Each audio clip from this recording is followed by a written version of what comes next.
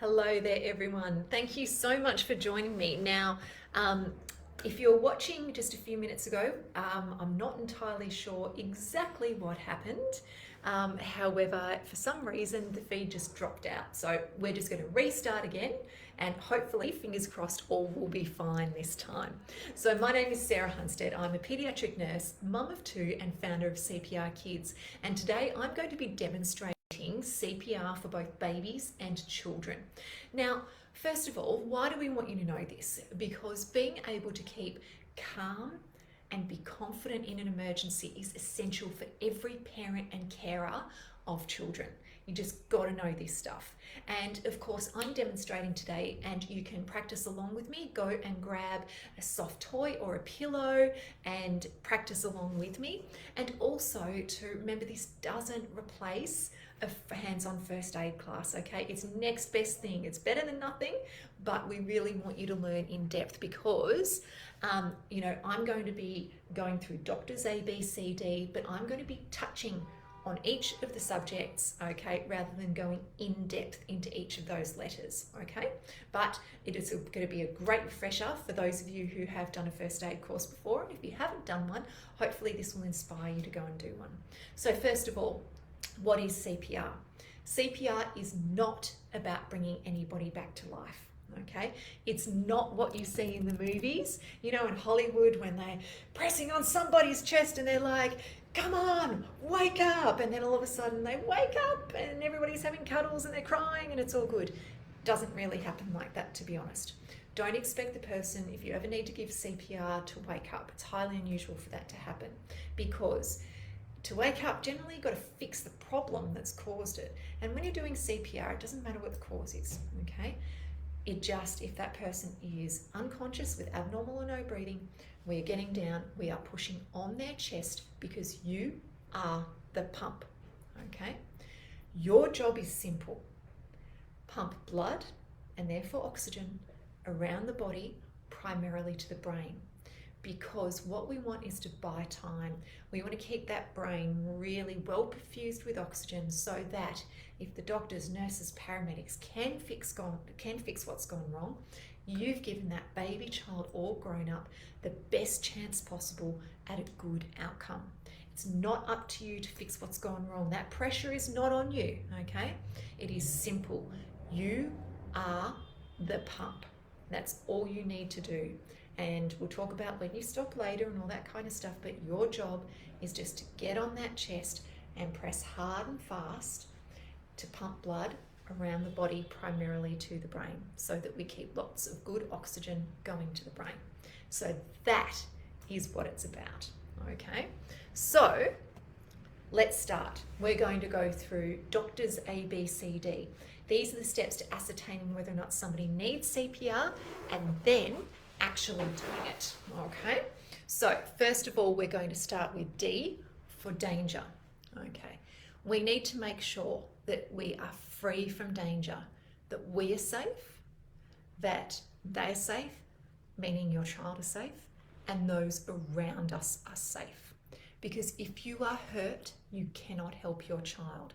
And if your child is still in danger where they are, then they need to be moved, because if the risk is higher that they can get further injured or, is at risk of, even death, leaving them where they are, you need to move them if it is safe to do so, okay? So the big things here are we don't want to, have further injuries or further risk, okay? That's what we want to do. We want to keep ourselves safe, our child safe, and those around us safe. Okay, so that's why we have to check for danger first. Really hard when it's your kid, you want to get straight to them, but take that split second to make sure that they are okay. All right, so next, once we've made sure that we are safe, they are safe, and those around us are safe, we're going to check for response. So the way we do that, we're going to, if it's a baby, we're going to pick them up. So when I use Annie today, okay, what I demonstrate on her is applicable from the age of newborn up to around the age of 12 months or so, okay? So we're going to hold her upright, support her head. I'll just move the camera a little bit more here. Okay, Annie, open your eyes, Annie, open your eyes. And we're giving her a good tickle, hands, feet. So hopefully she's giving us a nice big cry, because crying is awesome. Okay, why? Because it means that Annie is breathing. All right, if she can cry, she is conscious, she can breathe. Fantastic. She doesn't need us pressing on her chest. Okay, because what we're doing here is we're figuring out, is the baby or child conscious or unconscious? Because if they are conscious or responding to us, they do not need us pressing on their chest. Okay, they might still be really sick, might still need an ambulance coming, lights and sirens, but they do not need you pressing on their chest. Okay, so that is why, really important, if they are conscious, we may still need to get help, but they do not need CPR. So how do we do this on a bigger child? Let me show you. Okay, I'll just adjust the camera so you can see. Here we go. All right, so we've got my friend here. All right, so what's his name or her name? Okay, James. James, open your eyes. Give James a tickle, squeeze on the shoulders. James, open your eyes.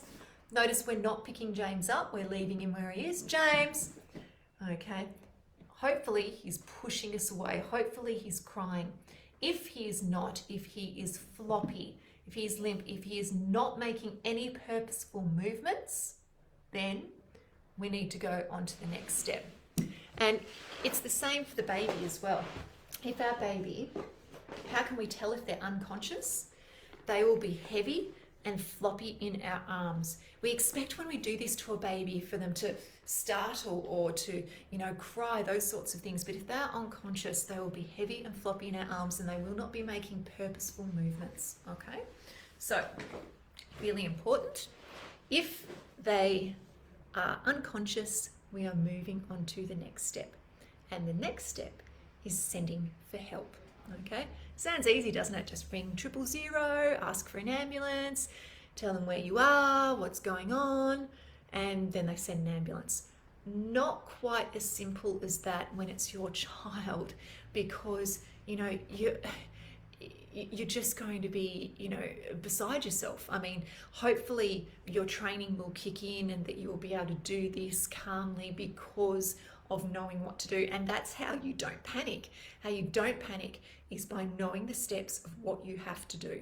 Okay, it's knowledge that helps that. But when you're calling for help, what they need you to do is tell them very, very clearly on the phone, so this is the ambulance operator, where you are and what is wrong, as clearly as possible. If you're not on your own, if there's somebody else there, then they can be calling the ambulance. Okay, don't just, if there's a whole crowd of people, don't just shout out, somebody call an ambulance, because you can guarantee you nobody will. Give somebody that job. Okay, but somebody in your home, ask them to call an ambulance.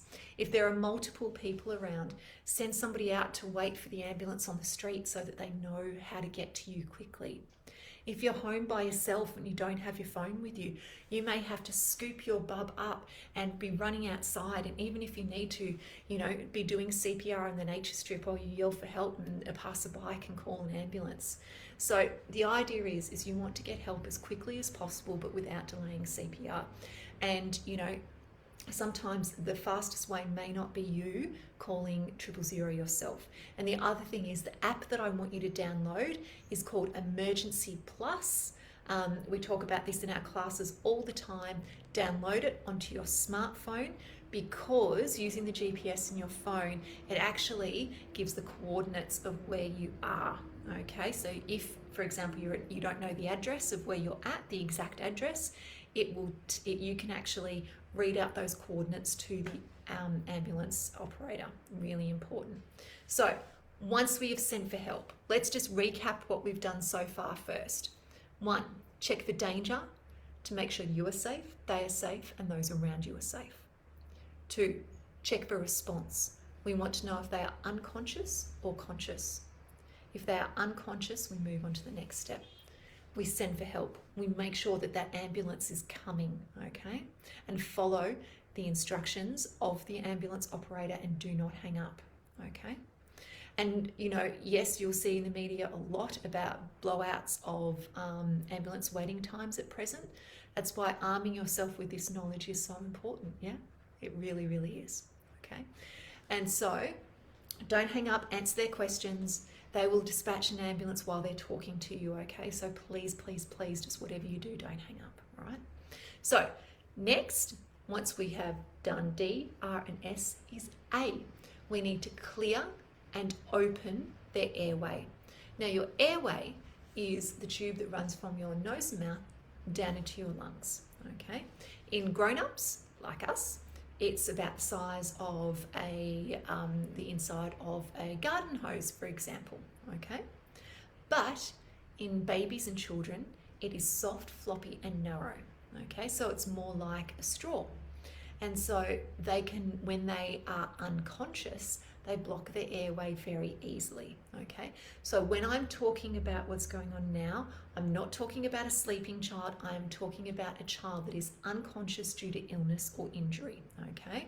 We go a little bit more in depth in our classes, or any first aid course that you go to will go in more depth when you actually do the hands-on, but I'm going to show you what you need to do now, how to clear and open the airway. Let's start with the baby first, and then we'll move on to the child, okay? So, there we go. Let's start with our bub. All right. So, first of all, we're going to put them on the floor so that if we need to do CPR, then they're on a nice firm surface, okay? First thing we're going to do, and use your dominant hand and put your non-dominant hand on their forehead. We are going to move their head into what we call a straight or neutral position, okay? All right, but first of all, before we do that, we're going to look in their mouth, okay? Have a look. We need to clear their mouth. If there is vomit or carrots or a piece of Lego in there, we are going to roll them over. We're going to just brush out the front of the mouth. We are not going to do any great big finger sweeps. We're not doing that, okay? Because we can push whatever's there further down. So we're just going to let that vomit drain out. We can clear just the front of the mouth there, just like that, and then we're going to roll them back over. Now we will open the airway. So we are going to pull their head into that nice straight or neutral position, okay? With our thumb and forefinger, we are going to hold them on that nice firm part of the jaw. We're not pressing down like this, we're holding that there, and we're lifting that upwards towards the ceiling, okay? So lifting that up, all right? So they'll be like this because that big head will push them down. We are going to open that up, okay? We're not tilting their head back like a grown-up. We are keeping them just here like this, okay? So that is how you open an airway in a baby. So remember that straight or neutral position, okay? Next, let's try the child. All right, this is a little bit different. Once again, we're going to look in their mouth. If they have, once again, the carrots, a piece of meat, a lolly, something like that, vomit, we're going to roll them over. We're going to brush out anything that's at the front of the mouth, okay? And then roll them back again. Next thing we're going to do, this time, we're going to pull their head back until their chin points towards the ceiling. So we're going to tilt their head. This is called a head tilt, chin lift. Next thing we're going to do is place our hand over that hard line of their jaw, okay? We're not squishing down here. We're simply holding them along that firm part of the jaw, this part here, okay? And we are lifting that towards the ceiling. So lift that upwards, okay? So there we go. So that's opening up the airway. And the reason that we do this is because what we're doing is when we become unconscious, go like this, we lose all of the muscles and all the muscle tone and everything that keeps our airway open. If our airway is blocked, if it's kicked off like a straw, even if our brain is still telling us to breathe, we can't, it's blocked, we can't get air down. So what we're trying to do is clear anything that may be blocking it first, okay? Remember, no big finger sweeps in the babies at all, okay? We're just removing anything at the front of the mouth like vomit or something like that. And then we are opening up the airway, okay? So once that is done, we're going to move on to the next step. And the next step, while we keep holding the airway open for this step, is we're going to check for breathing, okay? We are going to look, listen and feel for up to 10 seconds, okay? So I'll show you how to do that. Let's adjust the camera again. We'll start with the big kid this time. So with the airway open, okay, I'm going to get down nice and close, and I am looking for rise and fall of the chest and tummy. I'm listening for air coming out, and I'm feeling with my cheeks for air coming out. Okay, so I'm looking, listening, and feeling. For the baby, okay, we're opening up the airway, remember, to that nice neutral position. I'm looking for rise and fall of the tummy. I'm feeling for air on my cheek, and I'm listening for that air coming out. So looking, listening, and feeling. And we do that for up to 10 seconds, okay? And if your child or a child in front of you who needs help is either breathing abnormally, so they might just be gasping, just that,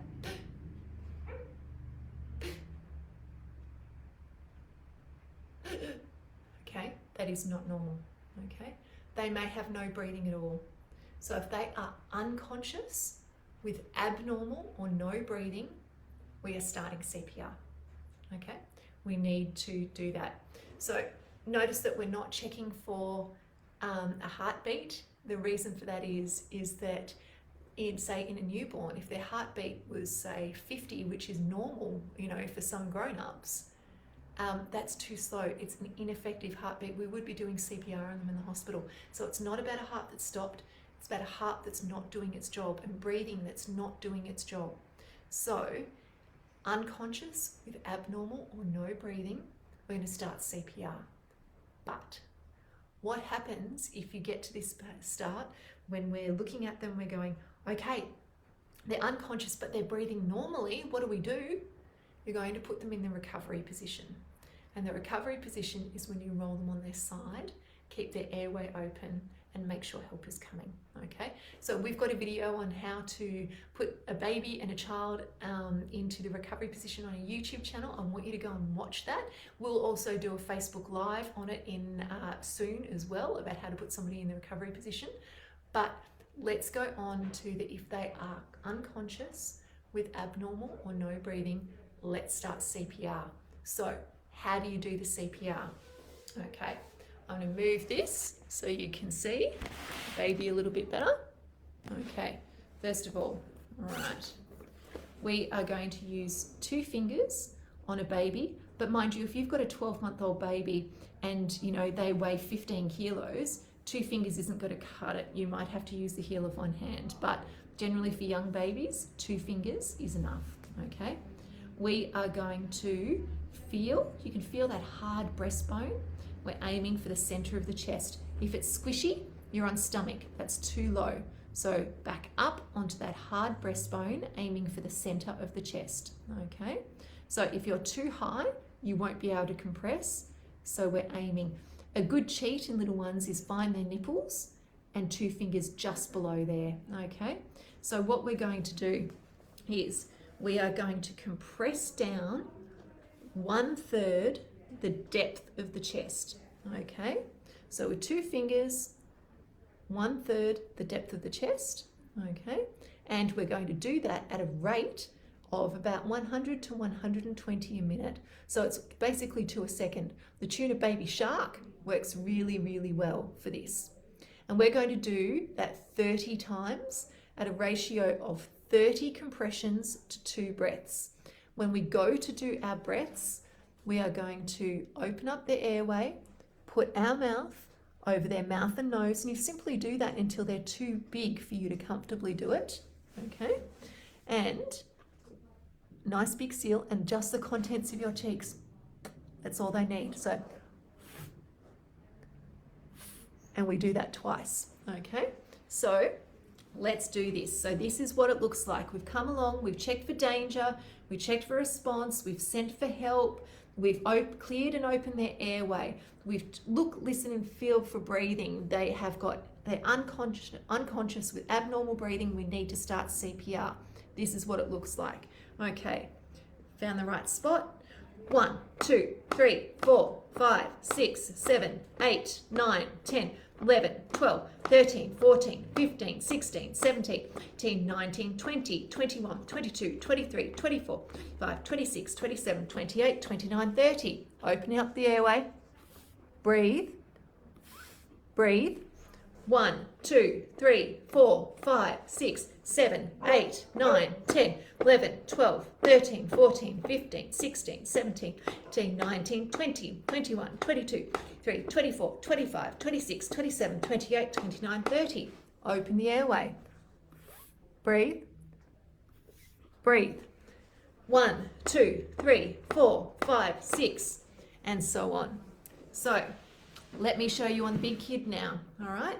So same thing again, but this time I'm going to use 1 or 2 hands, whatever you need to do to achieve 1/3 the depth of the chest, okay? And 1, 2, 3, 4, 5, 6, 7, 8, 9, 10, 11, 12, 13, 14, 15, 16, 17, 18, 19, 20, 21, 22, 23, 24, 25, 26, 27, 28, 29, 30. Open up the airway this time. Pinch off the nose, good seal of your mouth around their mouth, and a bigger breath.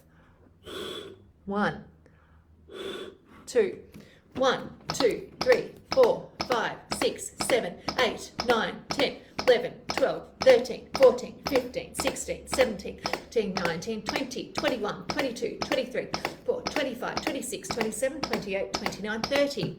Open the airway. Breathe. Breathe. And 1, 2, 3, 4, 5, 6, 7, 8, 9, 10, and so on until you get to 30. Okay, so let's adjust this camera again. And it's hard work. You really do get puffed out when you're doing that. In hospital we swap over every 2 minutes because CPR is exhausting. But trust me, if that was your child, you would have enough adrenaline to be able to do it without a doubt. Without a doubt. So I guess the next thing is D. There's a D on the end of doctor's ABCD, and that stands for defibrillator, automated external defibrillator. And the good news is you do not need to be trained to use it, which is brilliant. So if there is an AED available, no matter what the age of your child, get it and use it, okay? Anyone can use it. Simply open the box. Now, if you're by yourself, do CPR. It doesn't replace CPR. It's an adjunct to CPR. So an AED is basically what it does is a heart that's wobbling around ineffectively where all of its electrical signals are mixed up. It discharges a shock to reset those electrical signals to get the heart beating in a good rhythm again. Now, if the heart is stopped, it's not going to give a shock, okay? But the good news is you don't decide, it decides by reading the electrical activity of the heart. So what you're going to do, send somebody to get the AED, and they come back with it, open the lid of the box. In there will be some pads. Preferably use the pediatric pads, okay? They've got pictures of a child on them, and put those pads where the pictures on there tell you to put them, okay? Really important. We've got a video on how to use an AED. I want you to go and watch that, but just briefly, put them on dry skin, okay? The reason we want it dry is because we want those pads to really adhere well, because that's the secret. They've got to stick well to the skin. That's the most important part, okay? Put them where the pads tell you to.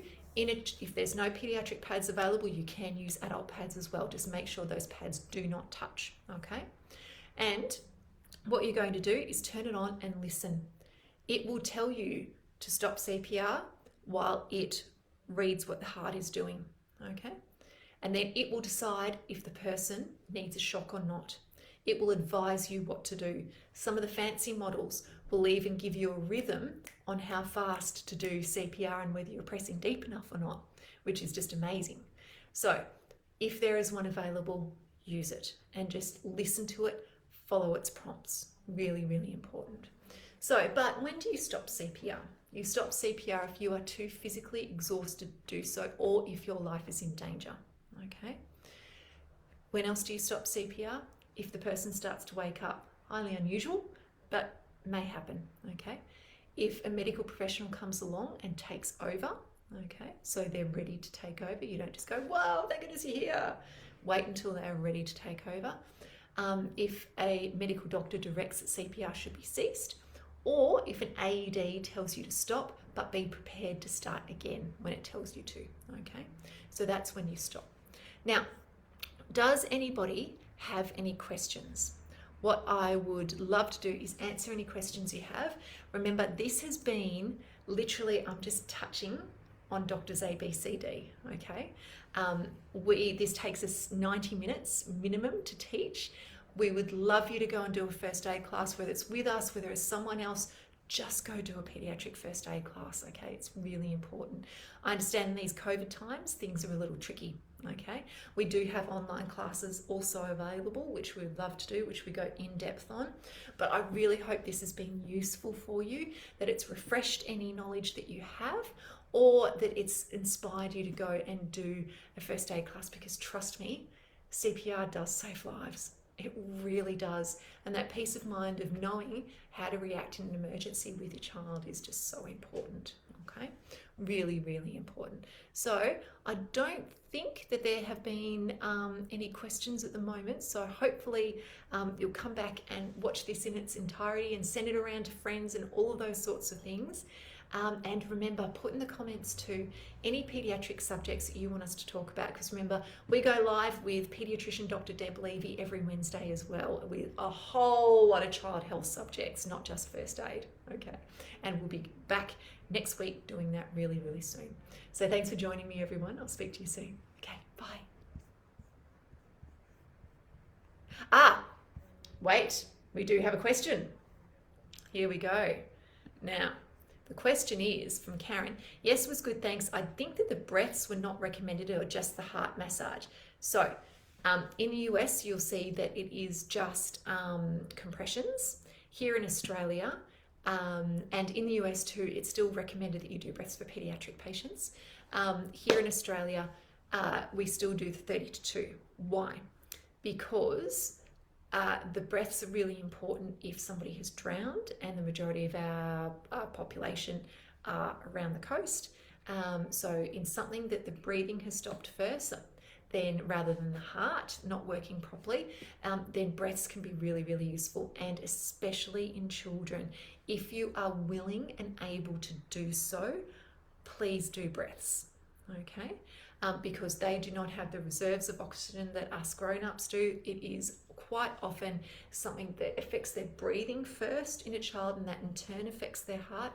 So they just don't have a whole lot of oxygen in their blood to be perfusing their brain, okay, when they get to this stage.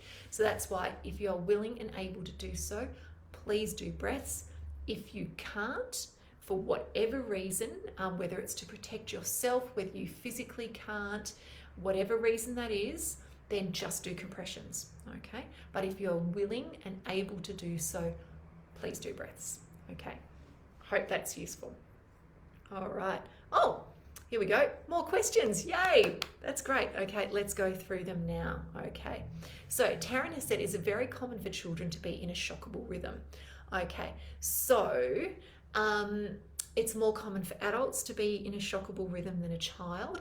However, if an AED is available, use it. Okay, it will figure it out. Have it there just in case. Okay, so but don't stop CPR to go and get it. Get somebody else to go and get it. But it is more common for adults to be in a shockable rhythm. But it is absolutely possible that a child might be too. It is definitely possible. So always use an AED if you can. Okay. Oh, and Karen, thank you for clarifying that. So glad I asked. No problem at all. And yeah, and some thank yous there. I hope it has been useful, everyone. I really do. And remember, please, please, please tell us what you want us to do for the Facebook Lives, because we do this because we want to give good evidence-based information out to everyone, so it's completely accessible. Okay? Really important. Please share this around. Okay. Thanks, everyone. I'll see you later.